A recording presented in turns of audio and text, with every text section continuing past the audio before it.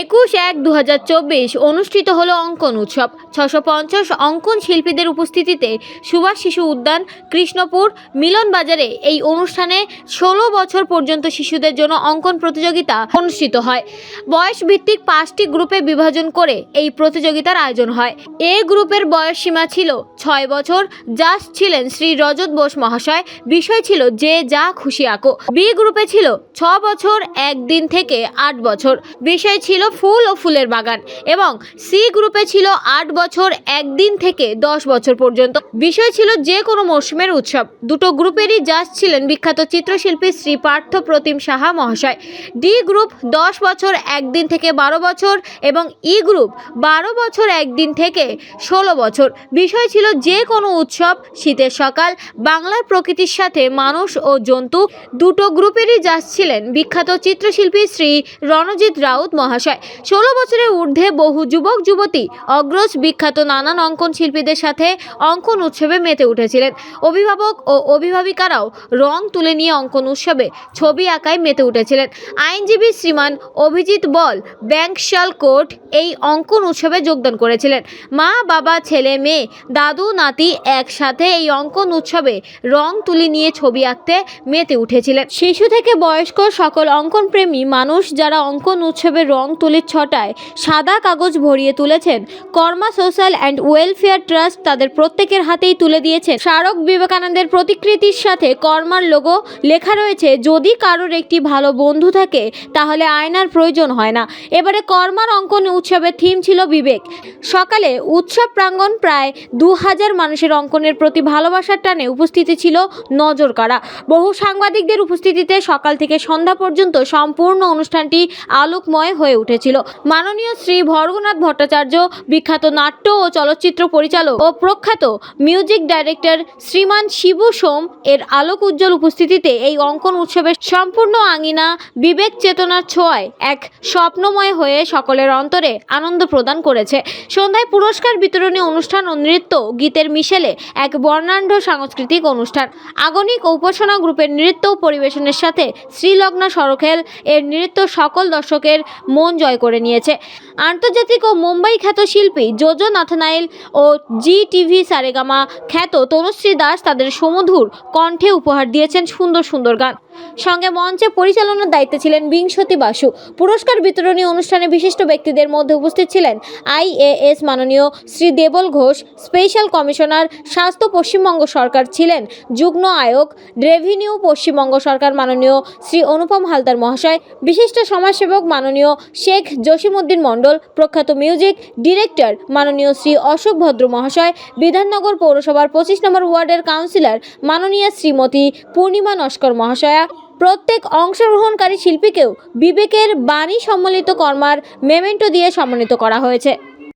অনিন্দাদের উদ্যোগে আজকে যে অঙ্কন প্রতিযোগিতা হয়েছে, এতে আমার মতন অনেক ব্যক্তিরা এসে আজকে অঙ্কন করে খুবই আনন্দিত পেয়েছে। কারণ এতদিন ধরে যারা ঘরে আঁকতো কিন্তু বাইরে প্রকাশ করেনি, এই অনিন্দাদের এই যে কর্ম সোশ্যাল ট্রাস্টের উদ্যোগে যে করা হয়েছে অঙ্কন প্রতিযোগিতাটা, সেখানে আমরা আঁকতে পারার সুযোগ পেয়েছি, এটাই আমাদের কাছে বিশাল উপকৃত।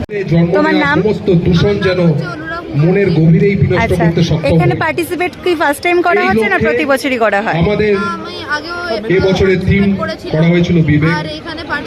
আমাদের প্রত্যেকের বিবেক সর্বদাই যেন সুস্থ ভাবনা চিন্তা কাজ কথা ছড়িয়ে দিতে পারে এই সমাজে। আর তাই এই সুন্দর পৃথিবীতে সমস্ত সুন্দরের আস্বাদন বাস্তবায়নে আমি মানিলা দাস।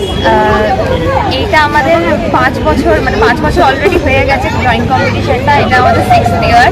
আর এই বছর আগামী এর আগে যতগুলো হয়েছে তার থেকে অনেক বেশি লোকজন পার্টিসিপেট করেছে। আর আশা করছি আগামী বছর থেকে আরও বেশি লোকজন পার্টিসিপেট করে।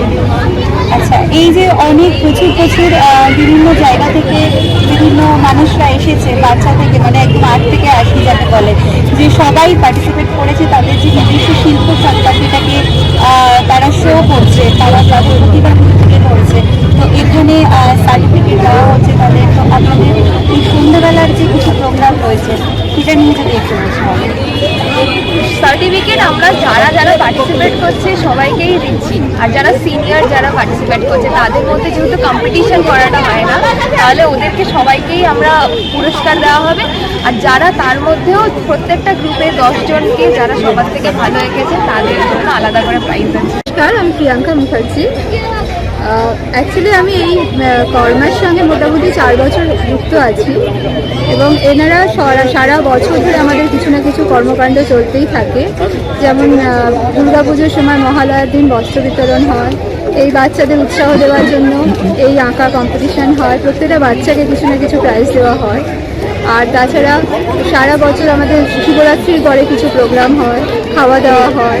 তো কোনো অনুদান বা কিছু আলাদা করে চার্জ করা হয় না, যে যার ইচ্ছা মতন কিছু ডোনেশন করে এবং সবাইকে আমি বলবো এই কর্মাতে যোগদান করুন।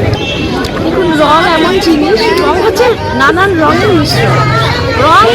রং সবার জীবনে দরকার, রং আনন্দ নিয়ে আসে। আর আমি মনে করি যে এটা কম্পিটিশন হলেও এর কোনো হার জিত নেই, কেন এক একজনের চিন্তাধারা এক এক রকম থাকে, সেখানে হার জিত বলে হয় না। কিন্তু এটা যেহেতু প্রতিযোগিতা সেটা একটু থাকে, কিন্তু এখানে সবারই বাচ্চারা বড়রা, আমরা 16 বছর পরেও অনেক জায়গায় আঁকতে পারি না, কম্পিটিশনে বসতে পারি না। আমাদের এখানে সবাই এখানে বসতে পারে 16 বছরের পরে, সেখানে আমাদের প্রতিযোগিতা থাকে না, কিন্তু সবাই আঁকে।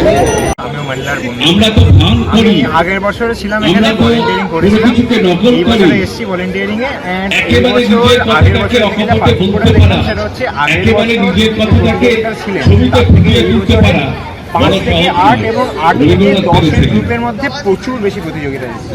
আর দেখতে গেলে কলাকৌশলবাদী দৃষ্টিভঙ্গিতে যদি বলতে হয় তাহলে তো এখানে 5 থেকে 10 এর মধ্যে কাজ মানে 10 বছরের আন্ডারে এত হয়ে চলেছে, এর আগেও হয়েছে।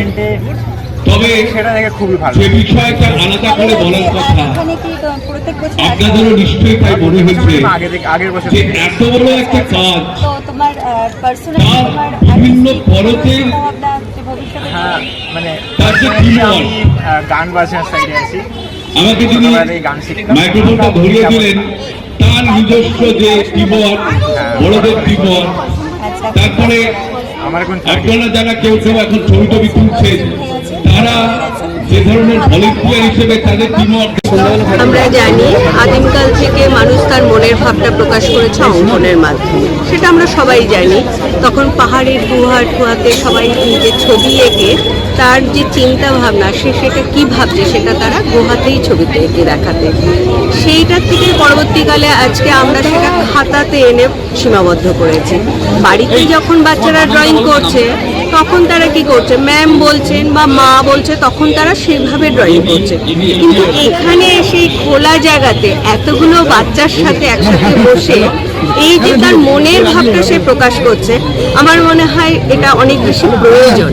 যে একটা চেনা ছন্দ সিলেবাসের বাইরেও যে কিছু করা যায়, এবং এই এতগুলো বাচ্চা একসাথে যেটা করেছে, এই জন্য আমি অনিন্দাকে অনেক অনেক ধন্যবাদ জানাই। তার বাচ্চারা তাদের মনের ভাবটা প্রকাশ করতে পেরেছে, এবং আমি প্রত্যেকটা অভিভাবককে এটাই শুধু বলবো যে আপনারা আপনাদের বাচ্চাকে ছেড়ে দিন তাদের মনের ভাবটা প্রকাশ।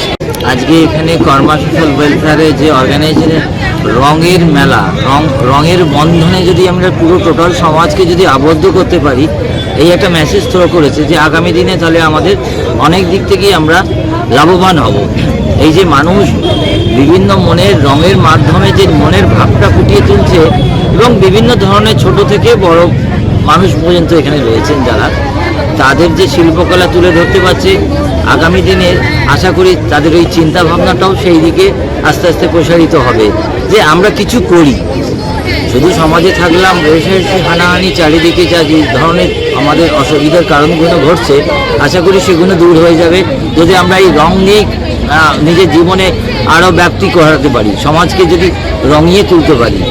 বিভিন্ন ছোটো ছোটো ছেলেমেয়েরা তাদের মনের ভাব প্রকাশ যেমন করে, তাদের একটা সময় থাকে, তারপরে যখন তারা সেই জায়গাটা থেকে বেরিয়ে যায়, অনেকে গুণগত মান ভালো থাকলেও থেকে তারা হারিয়ে যায়, ভবিষ্যতে তারা বিভিন্ন পেশায় যুক্ত হয়ে যায়। কিন্তু সেই জায়গাটাকে আমরা ধরার চেষ্টা করছি যে শুধু রঙটা একটা সময়ের মধ্যে সীমাবদ্ধত না, তারা সারা লাইফ ধরে। আর এই শিল্পটা এমনই একটা বিষয় আমাদের সমস্ত কিছুর সঙ্গেই যুক্ত রয়েছে, কি লেখাপড়া, খেলাধুলা, সামাজিক সাংস্কৃতিক অনুষ্ঠান সব কিছুর ক্ষেত্রেই শিল্পর ছোঁয়া না থাকলে সেটার পরিপূর্ণতা লাভ করে না। তো সেই জিনিসটা আজকে এখানে কর্মা সোশ্যাল ওয়েলফেয়ার একটা বিশাল বড় কর্মকাণ্ডের মধ্যে ওনারা পুরো বিষয়টাকে সুন্দর করে সাজিয়ে তুলে ধরছেন। আমরা এটার জন্য এই বিষয়ে আসতে পেরে আজকে ভীষণ গর্বিত, এবং বিশেষ করে অনিলবাবুর সাথে আমার তো বহুদিনের যোগাযোগ।